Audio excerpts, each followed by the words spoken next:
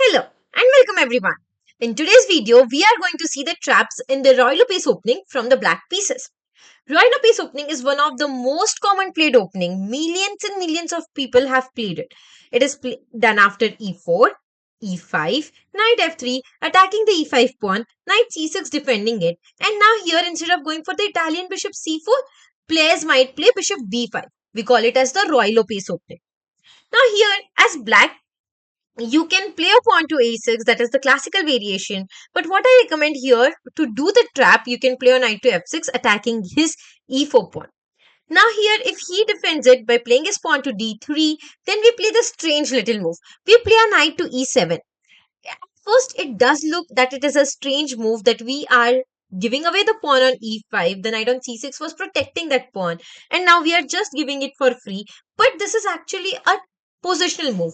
Now your idea is to relocate the knight on the g6 square, and from there it is good to go on the f4 square. You're adding attack on his king side then.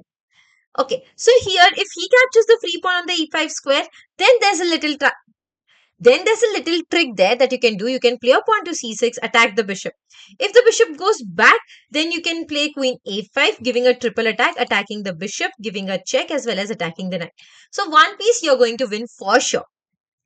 But if your opponent is an advanced level player and is aware about this trap, then what if he tries to play smart, playing his knight to c4? Now, you don't capture the bishop on the b5 square here, because then it will be a smaller checkmate on you. But be a little more smart than him. What you can do is you can just play a pawn to d6. Now he cannot capture it since the queen protects it, and still his bishop is in danger. The only safe square for the bishop is to go back on the a4 square, and then you bring in another fork. You just play your pawn to b5, attacking these two pieces at the same time. Alright. Now let's have a look. What if he's not getting greedy and is not capturing the pawn on the e5 square at first? Instead, he is just playing a normal looking move like pawn to c3. Then you can go with your plan of playing the knight from c6 to e7 to go to the g6 square. So you can now play a knight to g6. Here, if he castle, then we are not going to go immediately for d6 or d5. We don't want to commit it as of now because we are not sure what we want to do. First, kick off this bishop, play a pawn to c6, attack that bishop, the bishop goes back, and now we still are not sure that we want to play to d5 or d6, so don't play that pawn, but instead develop on the king side. You play a bishop to e7, trying to castle on the next move. Here, if your opponent plays this rook to e1, then you can go with castling. Now, if he plays his pawn to d4, then now we can decide that we can attack in the center by pushing a pawn up on the d5 square. Here, there are two choices that he can do. Either he can capture on the e5 square, or he can capture on the d5 square. Let's first see what happens when he captures on the e5 square first. D takes on e5, the attack is there on the knight. The knight can capture the pawn on the e4 square. And now the position is completely equal. In fact, it is better for black. But what if he tries to act smart and he plays his pawn to d5 first? Think that on the next move, he is ready to capture this free pawn on the e5 square. So there, you first have to attack his knight. Push your pawn forward. The knight comes on the e5 square, and now you can capture back on the d5 square. Now look at these central pawns. They are creating a barrier for the opponent that he cannot enter.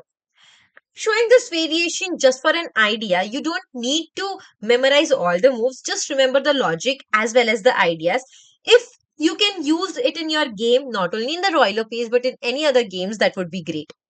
So these two pawns are good pawn chain, are having a good pawn chain there.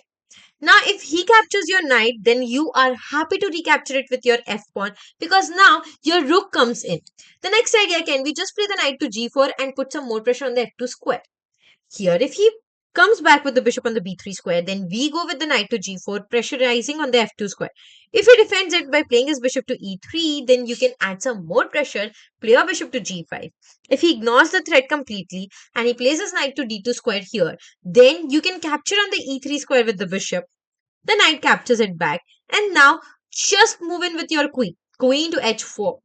You are threatening to give a checkmate on the h2 square. You are also threatening to give an attack on the f2 square. Here, if the opponent, like in the game, The white player had played his bishop to d5, giving a check. The king moved to the side, and since there's a checkmate on the h2 square, just push the pawn to h3 square. But now what you can do is just go with the knight to f2, give an attack to the queen. The queen saves himself here, and now you can go with your bishop to g4, attacking the queen. If the pawn captures the bishop, then queen h1 is a beautiful checkmate there. So these were the two traps, the deadly trap in the Ruy Lopez opening from the black side. I hope you guys enjoyed it, and I'll see you again in the next video. Please hit the like button, subscribe to our channel, and share it with your chess friends. Thank you.